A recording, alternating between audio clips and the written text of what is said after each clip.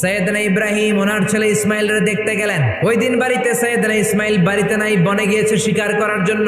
বাড়িতে সৈয়দনা ইসমাইলের বিবি সৈয়দনা ইব্রাহিম ঘরের দরজার বাইরে থেকে সালাম দিয়ে বললেন, আসসালামু আলাইকুম। ভেতর থেকে কর্কশ গলায় একটা মেয়ে সালামের উত্তর দিয়ে বলল, ওয়া আলাইকাস সালাম। জিজ্ঞেস করলো সৈয়দনা ইব্রাহিম, মা কেমন আছো? মেয়েটা কয়, বেশি সুবিধার না। তোমাদের খাওয়া দাওয়া কেমন চলে? ভালো না। তোমার জামাই কই? বনে গেছে।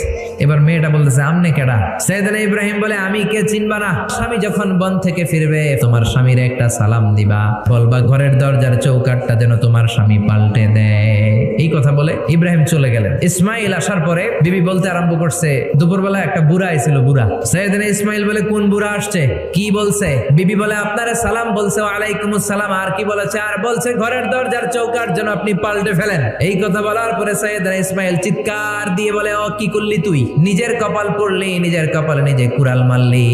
এইটা আমার বাবা ইব্রাহিম খলিল, আমার বাবা যা বলেছে এর মানে হলো তোরে যেন আমি তালাক দেই। বাবার খুশির জন্য তালাক দিয়ে দিস। নতুন সংসার শুরু হলো। আরেকটা বংশীয় নেককার মেয়েকে বিয়ে করলেন। 3 বছর পর সৈয়দনা ইব্রাহিম আবার বেড়াতে আসলেন। আজকেও সৈয়দনা ইসমাইল বাসায় নাই। সৈয়দনা ইব্রাহিম সালাম দিলেন, আসসালামু আলাইক। এবার জাদুমাখা কণ্ঠে, কুকিল কণ্ঠে, মোলায়েম কণ্ঠে একটা মেয়ে ঘরের ভেতর থেকে বলে, ওয়া আলাইকুমুস সালাম। সৈয়দনা ইব্রাহিম বললেন, কাইফা হালুকি ইয়া উম্মি, মা কেমন আছো? বলো বলো। মেয়েটা বলে, আলহামদুলিল্লাহি আলা কুল্লি হাল, সব অবস্থায় আলহামদুলিল্লাহ। সুবহানাল্লাহ পড়ে।